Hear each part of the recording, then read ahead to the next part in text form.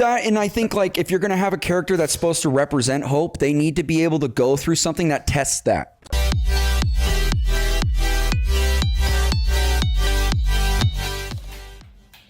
So Luke Skywalker, for an example, is such a great example of a character that is supposed to be the hopeful one, the positive one, that people get on board with him, you know, as a character, is because Empire Strikes Back is that test, right? That film is the test of Luke, you know, not falling to the dark side, not following his father's footsteps and becoming evil, even after finding out the truth of his father being Vader, and knowing he was yet again lied to by the Jedi, just like his father was, which is why I think the prequels hit so hard and add so much to the original trilogy, is because Anakin was lied to by the Jedi as well.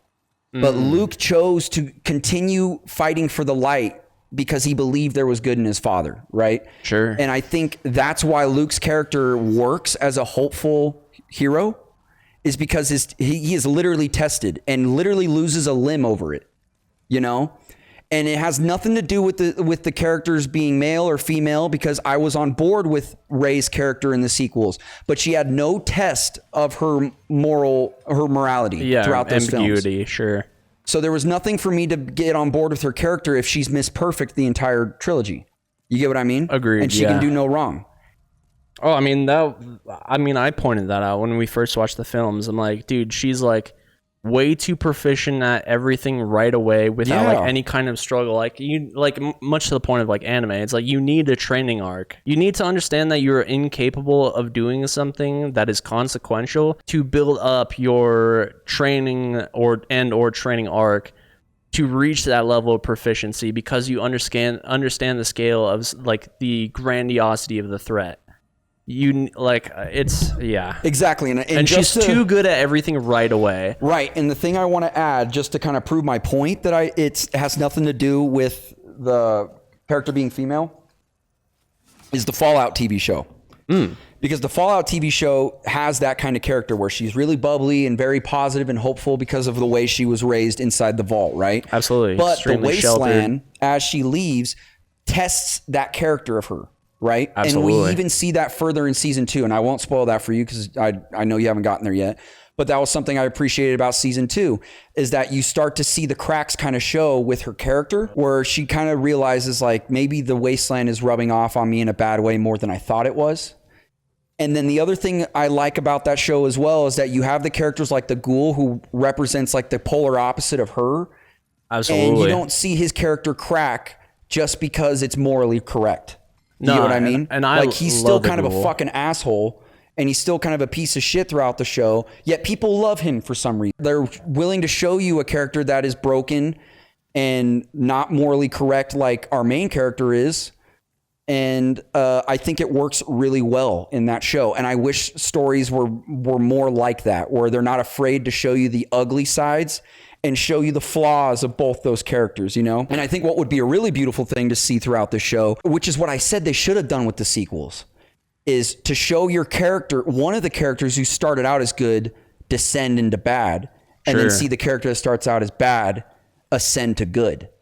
You know, I think what would have really made the sequel trilogy, going back to Star Wars, what would have really made that work for me is if Rey went to the dark side and Kylo went to the light, and they flipped by the third film.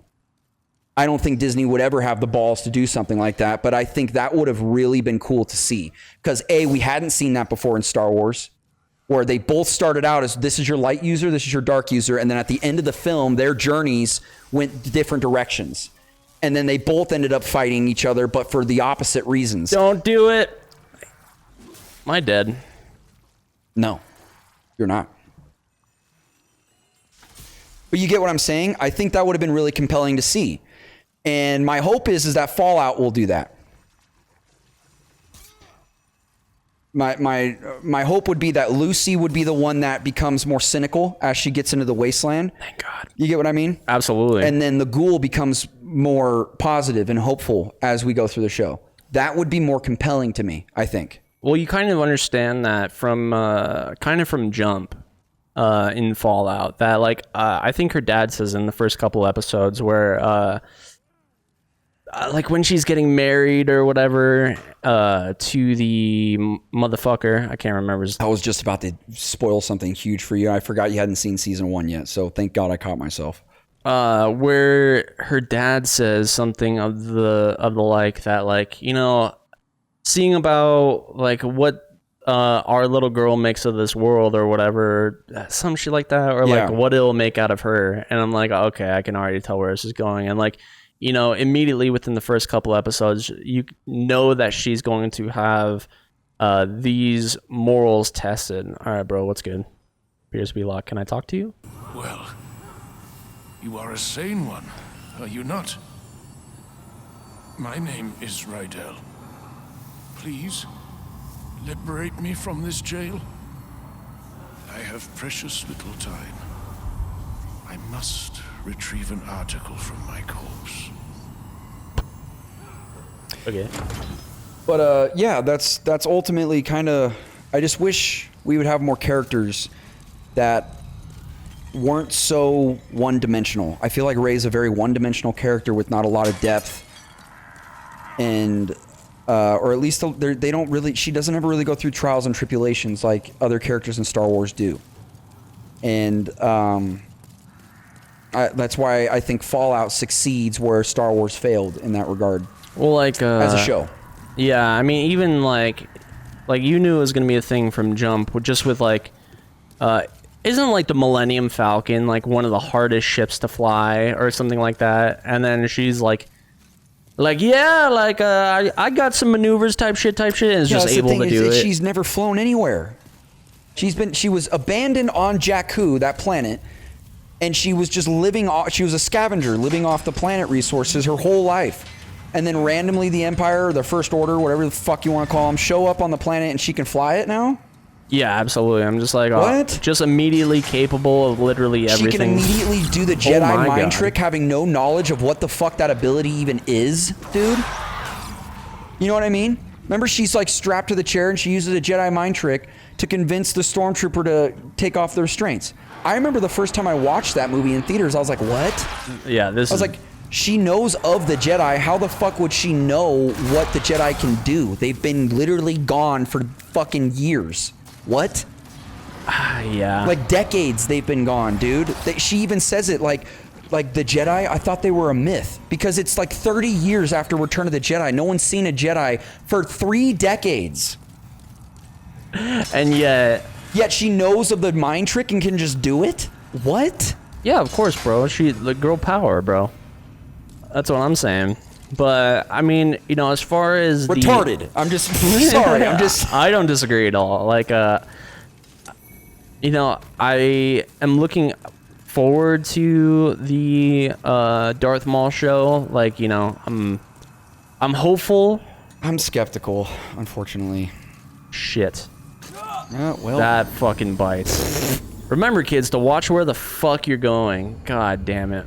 Yeah, unfortunately, yeah, I'm kind of skeptical with anything Star Wars these days. I am, you know what? I am more hopeful that now that we have new leadership at Lucasfilm, that Star Wars will start to go into a more on the uptick. Yeah. Okay. I would like to see more content. I know Star Wars is tailored for kids, but I think Star Wars has been around for so long that I think there's a lot of adult fans of Star Wars now. Oh, absolutely. Which you could argue around definitely the original trilogy, but in even during the prequel era that, you know, there's more of this stuff is more for kids than it is adults. Like there aren't enough adult fans to justify adult content. Or I shouldn't say adult content, that's crazy, but like more like content more for a mature audience. But I feel like Star Wars has been around for so long now that I feel like you can justify making shows and stuff or even movies of Star Wars for adults, you know? I mean, for like, it's crazy to think that A New Hope next year turns 50. Oh, Jesus. So, uh-oh. Bro's casting the light of God upon me.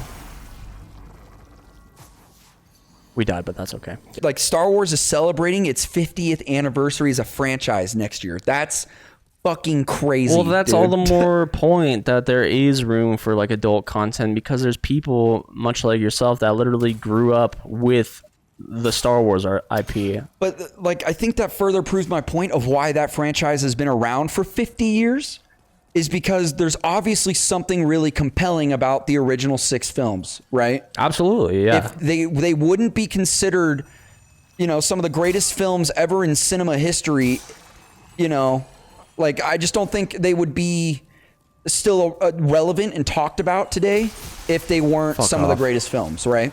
Like that's just what I think. Well, he sucked me dry. You know, there's a reason why a franchise like that and even a franchise like Dragon Ball is around for so long. Sorry, I know I'm kind of... I honestly don't know what to do to get past this guy. Like, I killed the one pretty instantly, but a big problem what I will do is we're going to go back to the main shit, and we're going to recover our sword a little bit. Okay.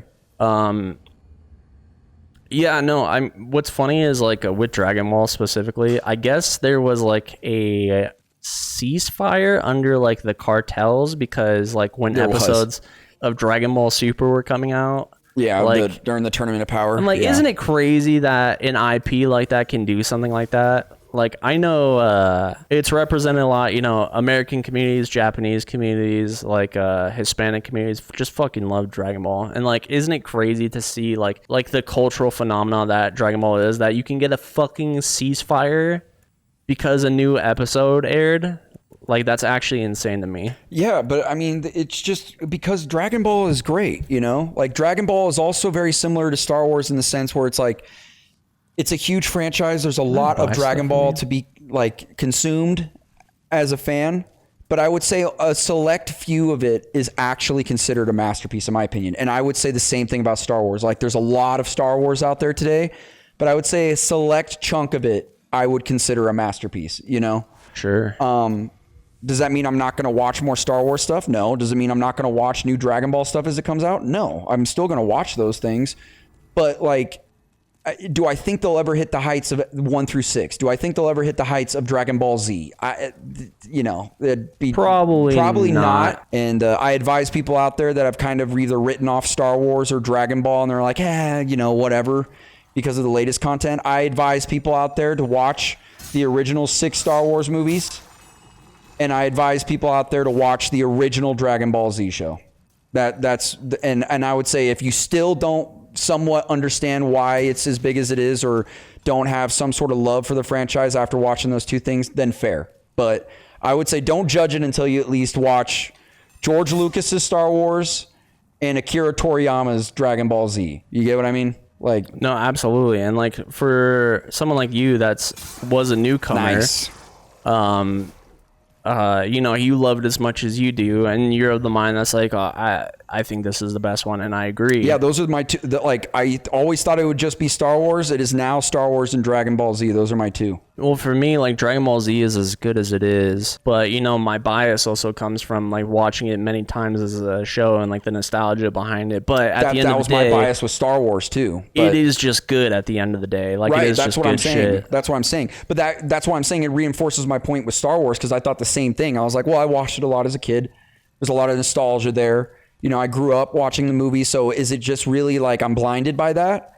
But then you watch something like Dragon Ball Z, people who grew up watching that, who have that same kind of nostalgia thing, and I watched it for the first time as an adult. And that's why I'm saying it further proved my point. I'm like, no, I'm not crazy. I'm like, Star Wars is actually great. And it's like, not, you know, like something, like, it's not, I know plenty of, well, I don't know them personally, but like, you know, I'm familiar with the fact that there's plenty of women out there that like and appreciate Dragon Ball Z for what it is. But there is something so, like, that show just speaks to you as a man. Yeah, I agree. And I think the original 6 movies are the same way. Like, homeless people. I think that, of course, there's women out there that love Star Wars, but I think there's some real lessons in there for young men to take from Star Wars as well, you know? Sure. And I think I feel the same way about Dragon Ball. They're both just super guy coded, you know? Maybe not so much now with Star Wars, but at the time, 1 through 6 was very guy coded. Like, I sent you that clip on TikTok of Vegeta from Dragon Ball Z, and I was just like, it scenes like this is why this show is like as incredible as it is. And it was the scene where it's like he spared them. Yeah, Kakarot spared. He's like they're warriors, Kakarot, and they'll do anything to get to their goal. They'll take your son hostage. Yeah, and he's like, you really think they're worth sparing? And he's like, I don't see something wrong with just showing a little compassion. Which, once again, that's why I argue with people. I'm like, Goku did have a fucking character. I'm like, that he represented the hope, and Vegeta represents of seeing like calloused people, by he's seen the horrible sides of people that have made him jaded like that. And and Kakarot representing like the good of like, we have to be the better example. We have to be the inspiration of keeping that good alive, right? But then you see it from Vegeta's perspective. He's like, you think they would spare you if they beat you? Do you think they would spare your son? And I'm like, that's why I sent it to you. And I'm like, dude, I sent it to everybody. I was like, this is why Dragon Ball Z is incredible. Fuck you, bitch. Well, on top of that, right. On top of that, what he says about they don't need to be stronger than you to beat you. Right.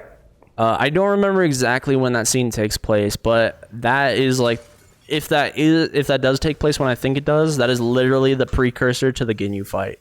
Yeah. I'm like, okay, yeah, you're obviously clearly stronger, but Ginyu takes advantage of that fact and uses it to his own benefit. Obviously he can't access.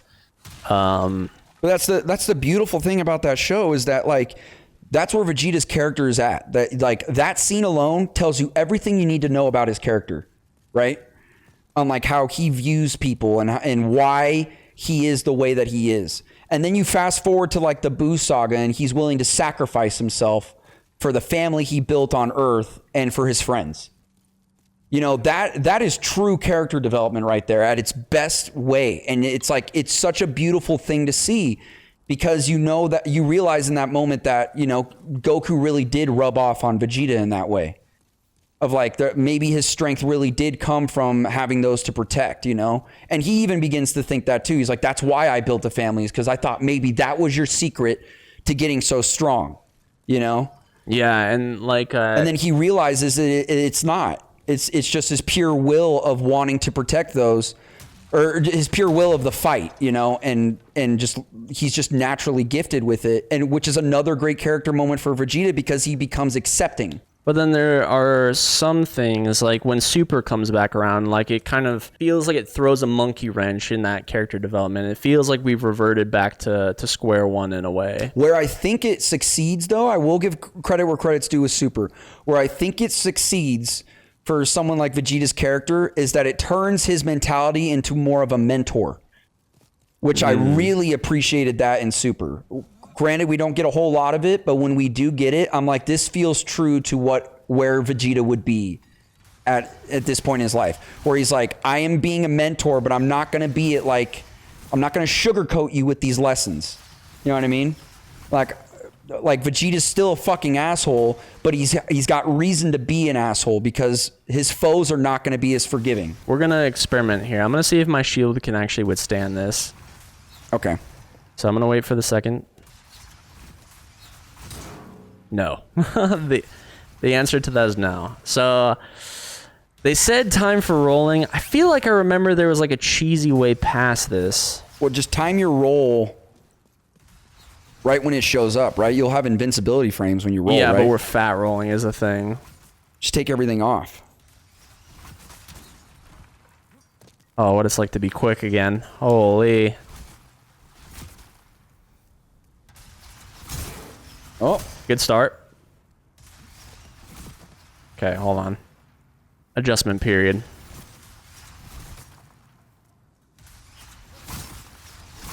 Nice. Oh, you were close. Oh. Fuck. Okay, this is gonna be fun. At least we know where we need to go is the big thing.